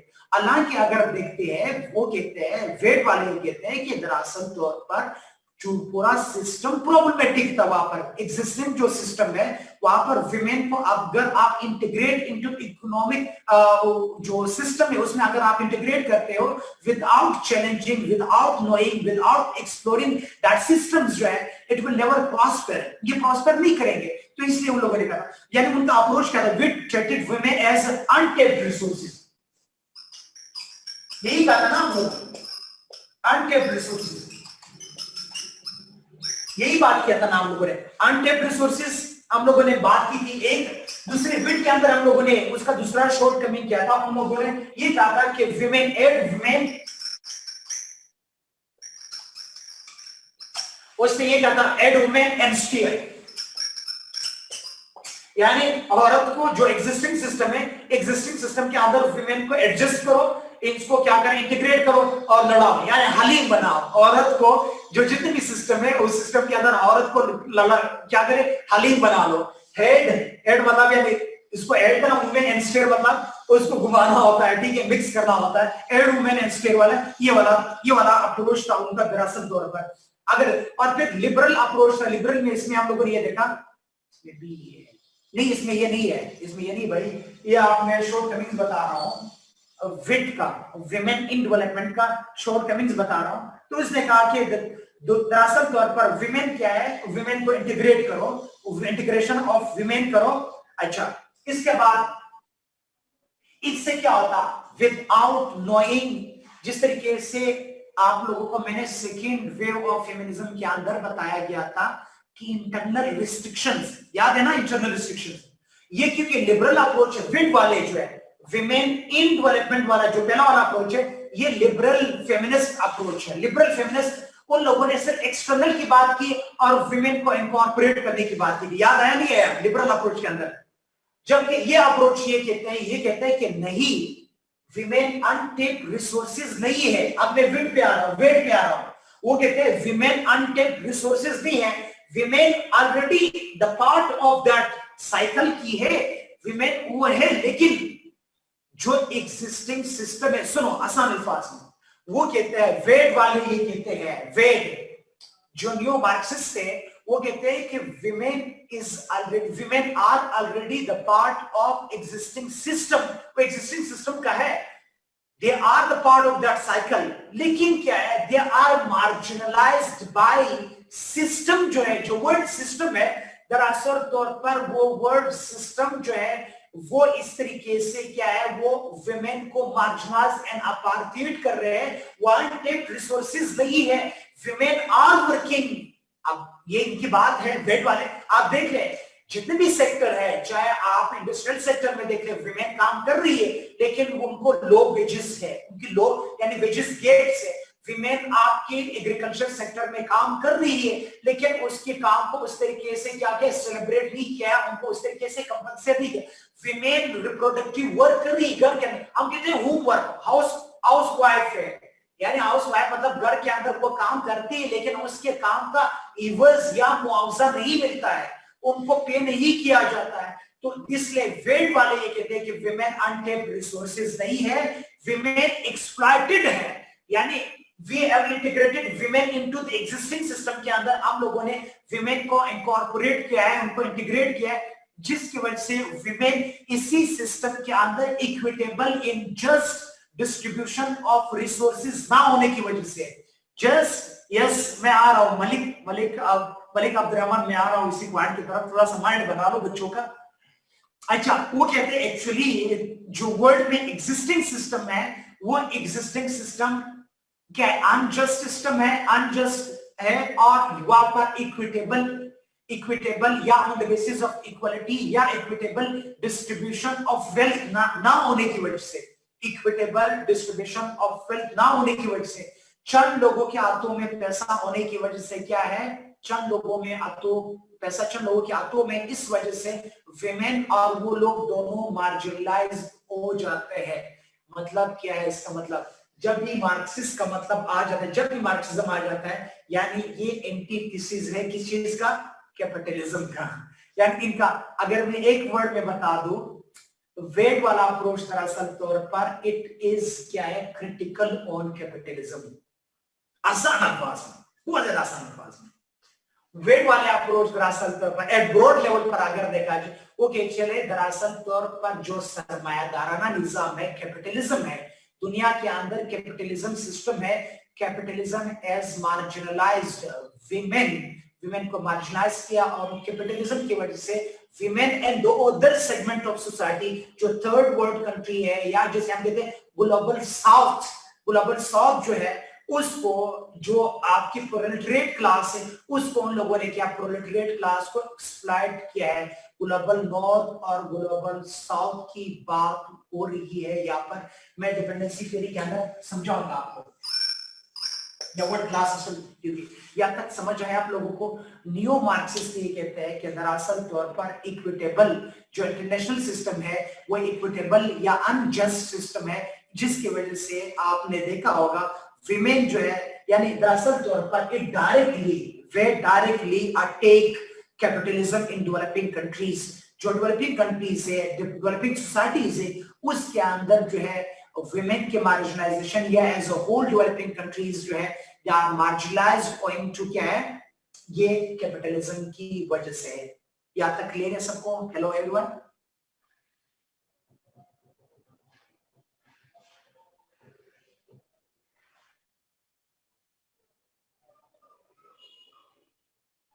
क्लियर हुआ? चलो जज़ाकल्लाह। अच्छा ये डिबेट स्टार्ट हुआ था 1975 में ही। ये डिबेट 1975 में ही स्टार्ट हुआ। याद रखिए, डिबेट भी अमेरिका में स्टार्ट हुआ है, हालांकि America is capitalist, America capitalist है ना। ये डिबेट उधर ही स्टार्ट हुआ। अब अमेरिका में बहुत सारे उन लोगों ने क्या किया है, उन लोगों को चेन किया है और टेम किया है उन लोगों को। हालांकि बहुत ज्यादा लोग जो है, बहुत ज्यादा sane voices are from capitalism, जो कैपिटलिस्ट कंट्रीज से, कैपिटलिस्ट सोसाइटी से ही सेन वॉइसेस उठते हैं, और जो लोगों की प्रो कम्युनिस्ट थे या जो इक्वालिटी की बात करते हैं, जस्ट लाइक नॉर्म चॉम्स्की का आप लोगों ने नाम सुना होगा, या जिसी तरीके से आपने देखा होगा वर्ल्ड जो इकोनॉमिक सिस्टम्स है, ब्रिटन वुड का जो कॉन्सेप्ट है, या थियेचरिज्म, मार्गरेट थियेचरिज्म के अगेंस्ट जब लोग उठे हैं, तो वेस्ट में बहुत सारे लोग वहां से उठे हैं। फाद अलवी डिपेंडेंसी थ्योरी बताऊंगा, अभी तक पढ़ाया नहीं है, अभी पढ़ाऊंगा, ग्राफ से समझाऊंगा। यहाँ तक सबको क्लियर है?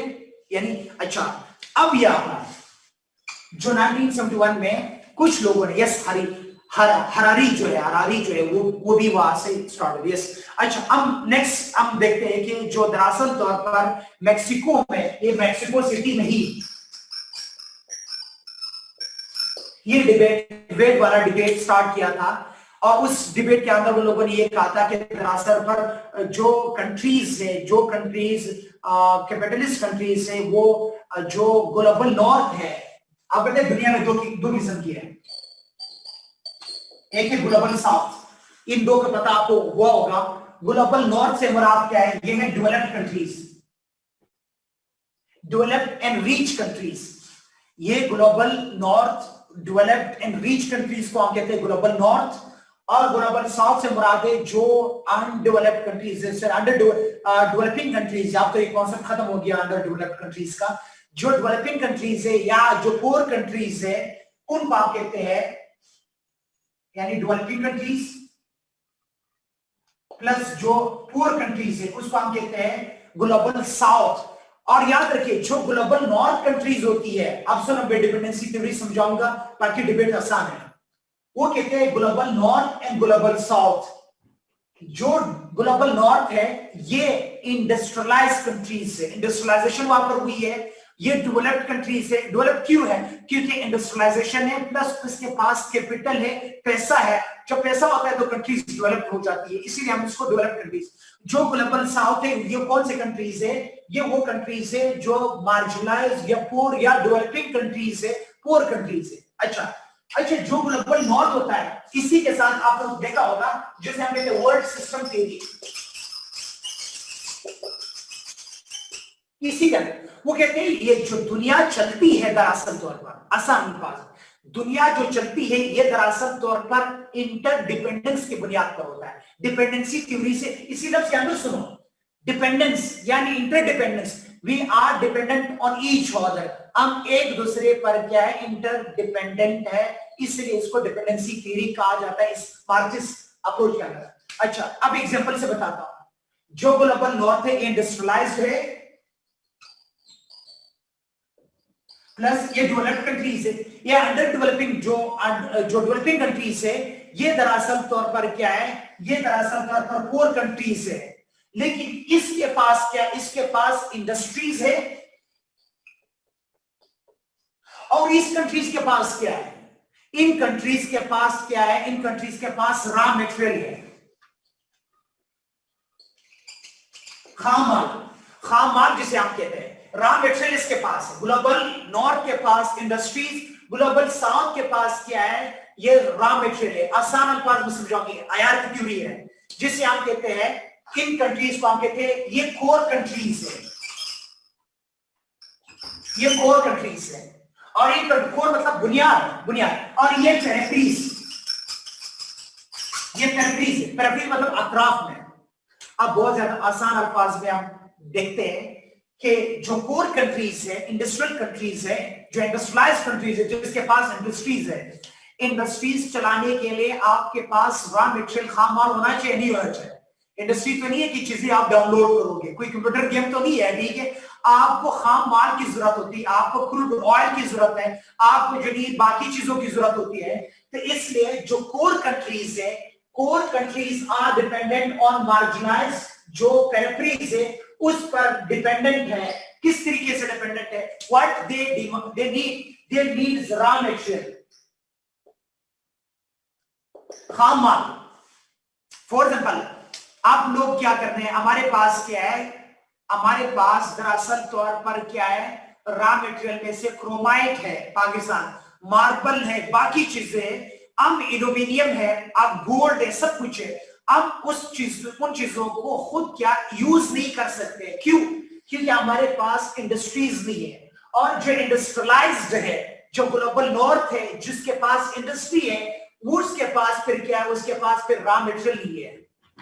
तो हम क्या करते हैं, they are dependent on us, global north is dependent on global south, या the core countries are dependent on the कौन सी कंट्रीज है, पेरिफेरीज कंट्रीज पर वो डिपेंडेंट है फॉर रॉ मटेरियल।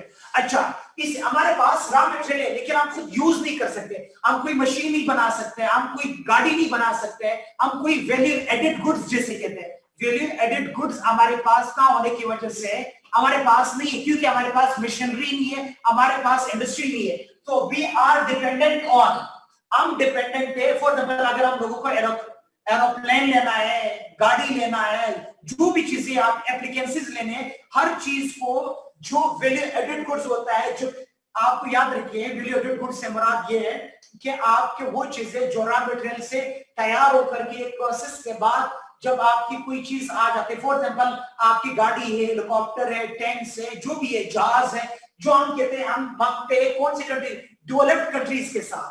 तो we are dependent on the core countries, we are dependent on क्या है, जो कोर कंट्रीज है या ग्लोबल नॉर्थ है उस पर डिपेंडेंट भी है। तो इंटर डिपेंडेंट या डिपेंडेंसी थ्योरी से मुराद कोर कंट्रीज भी डिपेंडेंट है पेरिफेरीज कंट्रीज पे, और जो पेरिफेरीज कंट्रीज है वो भी डिपेंडेंट है ऑन द कोर कंट्रीज। क्यों? वो हमसे रॉ मटेरियल लेते हैं और हम उनसे वैल्यू एडेड गुड्स या प्यूरिफाइड या एक परफेक्ट फॉर्म में चीजें होती है। फॉर एग्जांपल, पाकिस्तान के पास द बेस्ट क्रोमाइट पाकिस्तान में मुस्लिम बाग से जाता है, best chromite of the world में कंसिडर किया जाता है मुस्लिम बाग का क्रोमाइट जिससे क्या बनता है, स्टील बनता है। लेकिन हमारे पास मशीनरीज ना होने की, इंडस्ट्रीज ना होने की वजह से हम क्या करते हैं, इसको एक्सपोर्ट करते हैं दूसरे कंट्रीज, कोर कंट्रीज की तरफ। तो कोर कंट्रीज क्या करते हैं, उनको प्रोसेस करके एक process material value added goods बना करके दोबारा हम पर बेचते हैं। इसको कहते हैं डिपेंडेंसी थ्योरी। तो नियो मार्क्सिस्ट वाले कहते हैं कि ये जो इंटरडिपेंडेंस है, it is based on inequalities. How? आपने देखा होगा, ये हमसे कोर कंट्रीज कोड़े दामों हमसे हमारी चीजें खरीद करके, कोड़े दामों, फॉर एग्जांपल एक टन जो है, एक टन क्रोमाइट लिया 40,000 का। एक टन क्रोमाइट को प्रोसेस करके जब उससे कोई शीट बनाते हैं, उससे कोई एप्लीकेंट्स बनाते हैं, उससे कोई जो यहाँ पर गाड़ी बनाते हैं, वही गाड़ी 40,000 जो टन कोयला, सॉरी जो आपने क्रोमाइट बेचा था, वैल्यू एडेड गुड्स, जब वो प्रोसेस करके जब दोबारा ये पेरिफेरीज कंट्री में उससे डिमांड करता है तो वही गाड़ी 40 लाख की बन जाती है। जो 40,040, तो वो कहते हैं जो ये प्रोसेस से इंटरडिपेंडेंसी जो है, जो एक वर्ल्ड क्लास सिस्टम जो कर रही है, वो दरअसल तौर पर ये डिपेंडेंसी दरअसल तौर पर क्या है, इनजस्ट है, इनइक्वालिटीज बेस्ड है। इसलिए ये कंट्री जो है वो क्या हो जाती है, ये मार्जिनलाइज हो जाते हैं ओइंग टू कैपिटलिज्म, क्योंकि ये कंट्रीज जो कोर कंट्रीज, ये कैपिटलिस्ट कंट्रीज है, ये हमें क्या करते हैं, हमें यूज करते हैं और हमारे रिसोर्सेज को एक्सट्रैक्ट कर लेते हैं, कोड़े दामों लेके जाते हैं। तो इससे हम क्या हो जाते हैं, जब इनके पास आ जाते हैं ये सारे रॉ मटेरियल को, उसको दोबारा प्रोसेस करके वो हमसे क्या करते हैं, हम जब बेचते हैं तो हम लोगों ने जो कमाया था, हमारी सरप्लस वैल्यू कभी भी नहीं आ जाती, हमारी कमाई दोबारा अपनी चीजों को बेच करके हमारी दोबारा क्या कर रहे हैं, दोबारा जो है हम लोग क्या करते हैं, उसको बेचा जाता है उन कोर कंट्रीज से। हम जब चीजें खरीदते हैं, हम कोड़े दामों चीजें बेच करके बहुत ज्यादा हेवीली प्राइसेस पर वही चीजें जो हमारे रॉ मटेरियल से बनी गई थी, वैल्यू एडेड गुड्स या प्रोसेस गुड्स जो है, हम दोबारा खरीदते हैं। दरअसल तौर पर यह है डिपेंडेंसी थ्योरी या वर्ल्ड सिस्टम थ्योरी, या दुनिया इस तरीके से वर्क करती है। अब मैं इसको अप्लाई करता हूं जेंडर के अंदर, विमेन के अंदर। मसला क्या है, विमेन दरअसल तौर पर, अब हम देखते हैं कि इन कंट्रीज का क्या हुआ। इन कंट्रीज से एक तो जो उनके गुड्स लिए गए थे, कम कीमत पर लिए गए थे ना, कम कीमत पर लिए गए, और जब ये इन कंट्री से कोई चीज खरीदते हैं, ये बड़े लेवल पर लेते हैं, ठीक है, बड़े यानी कीमत, उसका प्राइस बढ़ जाता है 40,000 टन, और एक गाड़ी उसके रेसिप्रोकल में आ गई, वो 40 लाख की छोटी भी है, और उसके बाद क्या है, उनका वैल्यू एडेड गुड्स आ गए। अच्छा, इसके बाद ये चीज जो होती है सर, अगर चीज अपने ओ माय गॉड यार, कम। अच्छा, इसके बाद हम देखते हैं वैल्यू एडेड गुड्स। एक चीज यहां पर नुकसान हो गया कि आप अपने कोड़े दामों खरीद बेच रहे हो ना, और जब उनसे चीजें ले रहे हो उनका प्राइसेस बढ़ जाता है, इधर से आपने जो जनरेट किया वो पैसा कहां पर जाता है, वहां पर डेवलप्ड कंट्रीज या कोर कंट्रीज में चला जाता है, या कैपिटलिस्ट कंट्रीज में चला जाता है। ठीक है, क्लियर हुआ, यहां पर आपके इकोनॉमिक मार्जिनलाइजेशन हुआ। इसके बाद दोबारा जब आप देखते हैं, जब आप कभी कभी क्या हो जाता है, वो इतना आप उनको, जब आपके पास पैसा खत्म हो जाता है, फिर वो क्या करते हैं, यही कोर कंट्रीज आपको लोन्स देते हैं। लोन्स देते हैं या नहीं देते, यही कंट्रीज आपको लोन्स देते हैं। जब आपको लोन्स दिया, जस्ट लाइक हम, तो जब हम डेबिट क्राइसिस में अब आ जाते हैं, हम फाइनेंशियल क्राइसिस में आ जाते हैं, जब फाइनेंशियल कैटास्ट्रॉफ्स आ जाते हैं, जब रिसेशन, इकोनॉमिक रिसेशन अब आ जाते हैं इन कंट्रीज के अंदर, वो लोग क्या करते हैं, हमें इकोनॉमिक्स क्या लॉस देते हैं। ये लोन्स देने की वजह से क्या हो जाता है, ये लोन्स पर वो फिर एवी तौर पर वो हमसे इंटरेस्ट भी लेते हैं। जब वो हमसे इंटरेस्ट लेते हैं, हम दोबारा पे बैक नहीं कर सकते, तो इंटरेस्ट लेने से क्या हो जाता है, हमारे यहाँ पर इंडस्ट्रीज, अपनी इंडस्ट्रीज कोलैप्स कर जाती है, और यहाँ पर क्या हो जाता है, जब लोन्स डेबिट हो जाता है, तो आपका जो डेवलपमेंटल सेक्टर है वो क्या कोलैप्स होने के साथ साथ उसकी ग्रेट इंडेक्स क्या पर आ जाती है, मार्जिनलाइज्ड कम्युनिटीज पर। उन मार्जिनलाइज्ड कम्युनिटीज में कौन है, विमेन भी है। जब आपका नौकरी चली जाती है, जब आप घर में आ जाते हो, तो आप सबसे ज्यादा फ्रस्ट्रेटेड, इकोनॉमिक फ्रस्ट्रेशन किस पर निकालते हैं, विमेन पे। अब पता है, एक जो रिसोर्स थ्योरी है, रिसोर्स थ्योरी के अंदर विमेन क्या, विमेन पर डोमेस्टिक वायलेंस होता है एक वजह से, एक तो इनडायरेक्टली होता है, एक डायरेक्टली होता है, उस पर डोमेस्टिक वायलेंस भी होता है, मार्जिनाइजेशन, और प्लस जब आप डेब्ट क्राइसिस में होते हैं, तब आप क्या करते हैं, इकोनॉमिकली तौर पर साउंड नहीं होते, तो आपके यहाँ पर इंडस्ट्रियलाइजेशन नहीं होता। इंडस्ट्रियलाइजेशन ना होने की वजह से क्या हो जाता है, इकोनॉमिक अपॉर्चुनिटीज भी डेवलप नहीं होते हैं विमेन के लिए, तो इसलिए विमेन मार्जिनलाइज हो जाती है। अच्छा, तो ये क्या कहते हैं, नियो मार्क्सिस्ट वाले ये बताते हैं कि दरअसल तौर पर मार्क्सिस्ट, नियो मार्क्सिस्ट अप्रोच है, वो कहते हैं हमें क्या करना चाहिए, इस कैपिटलिज्म सिस्टम को खत्म करना होगा। जब कैपिटलिज्म सिस्टम खत्म हो जाएगा, तो उसकी वजह से क्या हो जाता है, जो कैपिटलिस्ट ग्लोबल नॉर्थ है वो एक्सप्लॉयटेशन करता है, जिसकी वजह से विमेन डायरेक्टली भी एक्सप्लॉयट होती है, इनडायरेक्टली भी एक्सप्लॉयट होती है। डेवलपिंग कंट्रीज एक्सप्लॉइट होती है, वो तरक्की नहीं कर सकते, वो डेब्ट क्राइसिस में आ जाता है, जिसकी वजह से बहुत सारे डेवलपमेंट सेक्टर आपका कोलैप्स हो जाता है। ये है वेड वाला अप्रोच। समझ आया सबको?